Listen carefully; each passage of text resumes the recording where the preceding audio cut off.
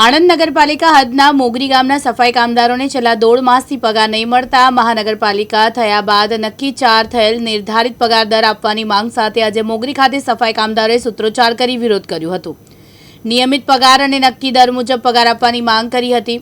મોગરી ગામના આણંદ મહાનગરપાલિકામાં સમાવેશ કર્યા બાદ મોગરી ગ્રામ પંચાયતના સફાઈ કામદારોને પણ આણંદ મહાનગરપાલિકામાં સમાવેશ કરી તેઓને પણ મહાનગરપાલિકાના સફાઈ કામદારોના વેતન ચૂકવવાની વાત કર્યા બાદ નિયત મુજબ પગાર આપવામાં આવતો નથી તેમજ નિયમિત પગાર નહીં મળતા આજે સફાઈ કામદારોએ સૂત્રોચ્ચાર કરી વિરોધ કર્યો હતો। શું નામ છે બેન તમારું? મારું નામ શાંતાબેન।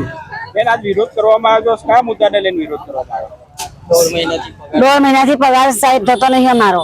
250 રૂપિયા રોજ આલે છે, 400 રૂપિયા 487 રૂપિયા રોજ આવતી અમને કહે તમે કામ કરજો, અમને નહીં હાલતા।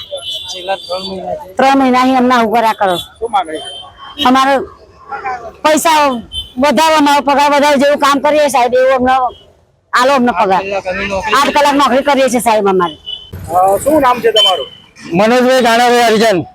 મનોજભાઈ, શું આજે તમારે તકલીફ પડી ને અમારે છેલ્લા 1.5 મહિનાથી પગારનો એ થયો નહીં અને જે પગાર તરફથી 476 રૂપિયા પગાર આપવાના હતા એ પગાર આપ્યો નહીં।